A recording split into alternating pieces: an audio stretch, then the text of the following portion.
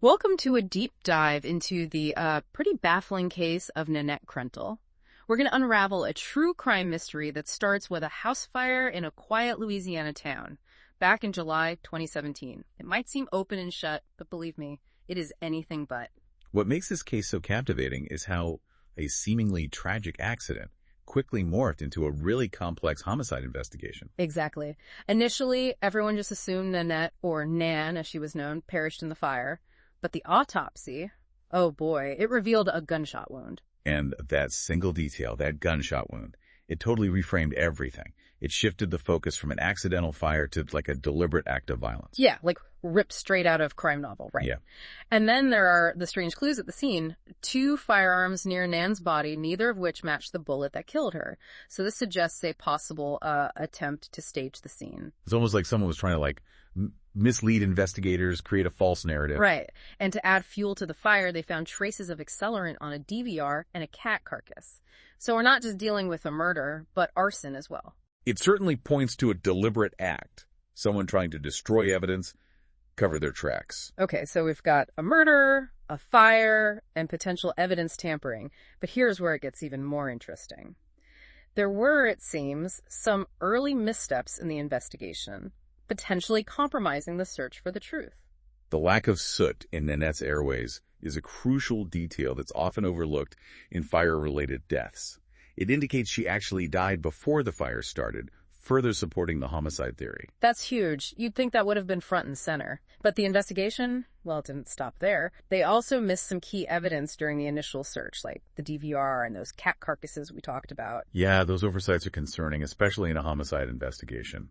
Mishandling a crime scene can lead to contamination, loss of evidence, and ultimately hinder the pursuit of justice. Exactly. Makes you wonder, what other crucial details might have been missed. Now let's talk suspects. This is where it takes a truly unexpected turn because several individuals emerge with possible connections to Nanette's death. First up, we have Steve Krentle, her husband. His affair, which he claimed Nanette was aware of, immediately placed him under scrutiny. Affairs often involve, complicated emotions, hidden dynamics, so it's crucial to examine the relationship further. Plus, the house, including the security cameras, belonged to him, adding another layer of suspicion. He had access to the property, potential murder weapons, the means to manipulate the security footage. It's essential to remember, though, that suspicion doesn't mean guilt. We got to carefully evaluate the evidence and consider all possible scenarios. Absolutely. And to further complicate things, Steve claimed he was at work during the time of Nanette's death.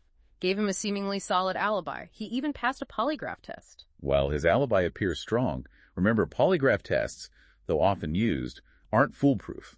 They can be influenced by various factors, should be interpreted with caution. True. But the plot thickens, though, when you consider Steve's brother, Brian. He'd actually threatened Nanette's life before her death, and chillingly, his threat mirrors how she died. This detail, for me, raises questions about the thoroughness of the investigation. You have a prime suspect with a threat matching the victim's cause of death, and yet his alibi wasn't thoroughly scrutinized. Right. It's a huge red flag. Initially, Brian was a prime suspect, but he gave an alibi supported by video footage, seemed to clear him. But then the twist, his GPS monitor, which he was required to wear, was never activated. Yeah, that discrepancy casts a shadow of doubt over his alibi, despite the video footage. It brings in this, element of uncertainty. We need closer examination of his movements and actions during that crucial time frame. Okay, so we've got a husband with a potential motive, access, and a brother who threatened Nanette's life and has a shaky alibi. It's a tangled web of relationships and motives. It shows how important it is to investigate not just individual suspects, but also the relationships between them, the dynamics. And we can't forget Justin, Steve's son from a previous marriage, strained relationship with Nanette, and a bit of a temper. Could his resentment have escalated? It's definitely a possibility, especially with the complexities of blended families. However, Justin had a solid alibi, working out of state when the incident occurred, far from the crime scene. So while Justin might have had reason to be upset with Nanette, he was physically incapable of the crime. But just when you think the suspect list can't get any longer, we have a mysterious stalker seen lurking around the Krentle property. Talk about a chilling detail. This adds a whole new level of complexity, introduces an unknown element. Was this stalker a random person or someone connected to Nanette or one of the suspects? It's a question that haunts the whole investigation. A knife and a cigarette butt found near the front gate. Potentially valuable DNA evidence. Baffling why this wasn't investigated further, especially considering Nanette's fear for her safety. You'd think any potential threat would be thoroughly investigated, particularly in a case that was already so complicated. Exactly. And this is where the investigation veers off course. Instead of pursuing the stalker, the focus shifted in a totally unexpected direction. The coroner planned to rule Nanette's death a suicide, despite the evidence pointing toward homicide. Very unusual, particularly with the gunshot wound and evidence of arson. It fueled the family's distrust of the investigation. Like, they hit a wall, and instead of finding a way around, they decided to just paint a whole new picture. It certainly raises concerns about the initial handling of the case, the potential for bias or external influence. And the family, understandably frustrated and suspicious, filed a lawsuit to preserve Nanette's remains for a second autopsy. They were determined to get to the bottom of this. Speaks volumes about their determination. Uncover the truth even when facing official resistance. They wouldn't accept the suicide ruling and fought to ensure a thorough and impartial investigation. You got that right. They knew in their hearts something was off. And their determination. It paid off. The additional autopsies confirmed what they suspected. Nanette's death was a homicide. Officially. This contradicted the sheriff's office's initial hesitation to agree with the coroner. It just added more confusion, more suspicion. Makes you wonder what information they had, or maybe what they were trying to hide. Like trying to sweep it all under the rug? But the twists in this case, far from over. This investigation was about to get even murkier. Indeed. What seems straightforward quickly unraveled into a complex web of conflicting evidence, questionable decisions, and hidden agendas. Stay tuned, because next time we'll explore those twists and turns, delving into the motives of each suspect and those implications of the mishandled crime scene. And we'll uncover a shocking revelation. You'll be questioning everything you thought you knew. Welcome back to our deep dive into the Nanette Krentle case. Last time we left off with that official homicide ruling and the growing sense that something just wasn't right. Right. The initial investigation just seemed full of inconsistencies. From that mishandled crime scene to, the coroner's initial suicide ruling, almost as if the truth was being, deliberately hidden. Exactly. And those inconsistencies, well, they multiplied as the investigation progressed. Turns out, Nanette's family, they were getting emails from an anonymous source, someone claiming to have insider info about the case. These emails were filled with, details about the investigation, even the involvement of a consultant that was hired by the sheriff's department. It raised some serious concerns about leaks, maybe even hidden agendas within the department. It's like something out of a spy movie. You have this family grieving, trying to find out the truth, and suddenly, secret messages. Someone who seems to know even more than the investigators. The family's decision to go public with the emails.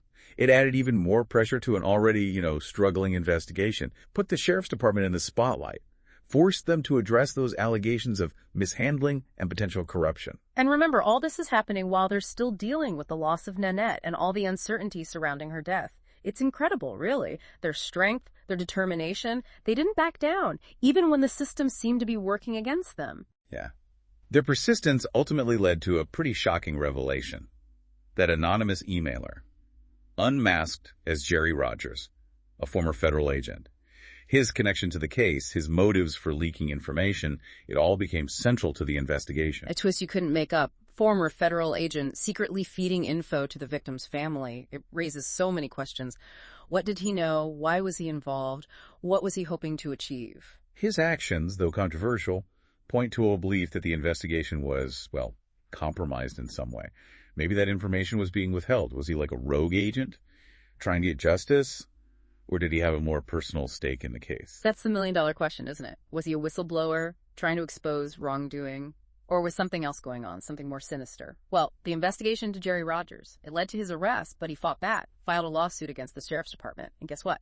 He won. The focus of his arrest in the lawsuit, it was all about defamation, not the potential obstruction of justice. Kind of an interesting legal move. Makes you think about the priorities, maybe whether certain things about the case were being, intentionally downplayed. It adds to that feeling that things weren't what they seemed. Former federal agent, clearly tangled up in the case, but instead of focusing on him maybe obstructing justice, They went after him for defamation. Just doesn't make sense. Suggests that there might have been more at stake than just solving Nanette's murder. Maybe political motivations, personal vendettas. Yeah. Maybe a desire to protect certain people or institutions. So we have this messy investigation, a family desperate for answers, and a former federal agent, a source of information and a target of legal action. It's a real head-scratcher. But remember those early missteps we discussed? Well, they could be even more significant than we thought. You're right. The family started questioning the official timeline. Specifically, that Nanette died on the day of the fire. They looked at that grainy McDonald's footage, noticed how Nanette's social media went quiet the night before, and they came up with a different theory. What if Nanette died the night before? And if that theory is true, it flips the whole investigation on its head, Steve's alibi. Being at work when Nanette supposedly died, well, if she died the night before, it falls apart, because he would have been home. This alternative timeline, though it's just a theory, raises important questions. Did investigators really explore it? Did they look at all the evidence, all the witness statements to confirm or refute it? Yeah, it makes you wonder if they were just so focused on one story, the one where Nanette died on the day of the fire, that they missed evidence that might have said otherwise. That's what's so dangerous about tunnel vision. You fixate on one theory and it becomes hard to see other explanations, even if the evidence points in a different direction. Especially in this case where the investigation was already, well, messed up with missteps and inconsistencies. That kind of tunnel vision, it could have had big consequences. Absolutely. If investigators brushed aside the family's theory, they might have missed crucial clues or overlooked potential suspects who had access to Nanette during that time. It's a chilling thought. Not only was Nanette's murder horrific, but the investigation itself seems like a series of, missed chances and bad decisions. Enough to make anyone lose faith in the system. It definitely shows how important independent review is, especially when you have questions about the original investigation. Bias, incompetence, lack of transparency. And that's what happened here, though. It took years. In 2020, the district attorney filed a subpoena to review the case files. Fresh eyes, hoping to find overlooked details, potential leads, anything that could finally get justice for Nanette. That step, though late, offered a glimmer of hope. Someone knew, without the assumptions and biases of the original investigation, they could see things differently, connect the dots, maybe even shed new light on the case. Like hitting the reset button, giving the case a chance to be looked at again, without all the baggage. But as we'll find out in the final part of our deep dive, even this hope comes with uncertainty and, well, a frustrating lack of closure. We're back, and I bet you're wondering, are we finally going to get some answers in the Nanette Krentle case? That DA's review, it offered some hope.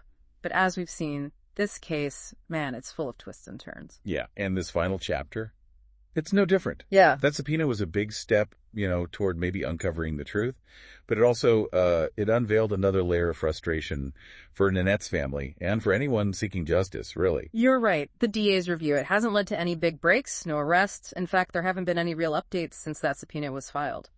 This lack of progress, it's understandable, I guess, given how complicated it is and, how much time has passed, but it's got to be tough for those who want closure. It's like this waiting game. Uncertainty. Nanette's family, left in limbo, wondering if they'll ever get the answers they deserve. It's heartbreaking. Years after her death, and we still don't know who killed Nanette Krentle. But even though there haven't been updates, this case, it's not forgotten. Right.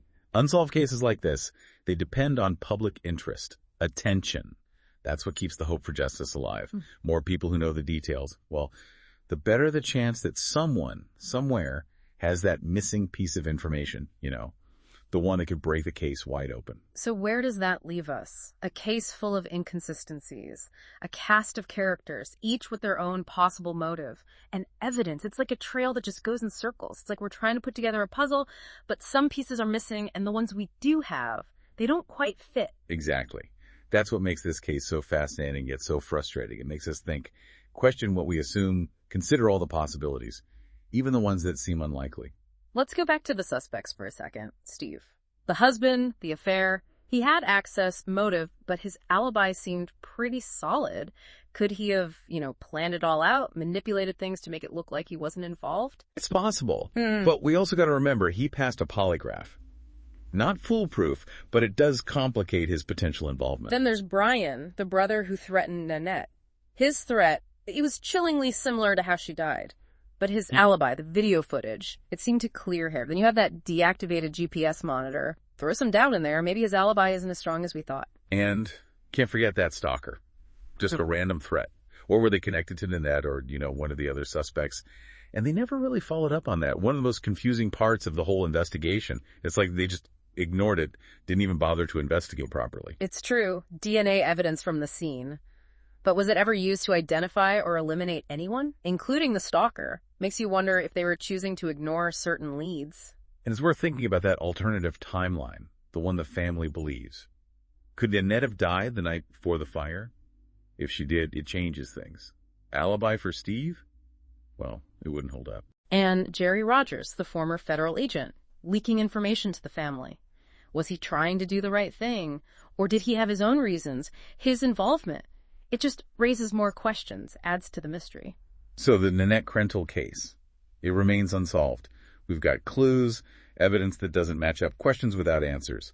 Will the DA's review change anything? Will someone come forward? Or will this just be another case where justice is never served? That's the question, isn't it? Was Nanette's death planned, or was it just a terrible coincidence? Did someone she knew do it, or was she a victim of a random act of violence? We might never know.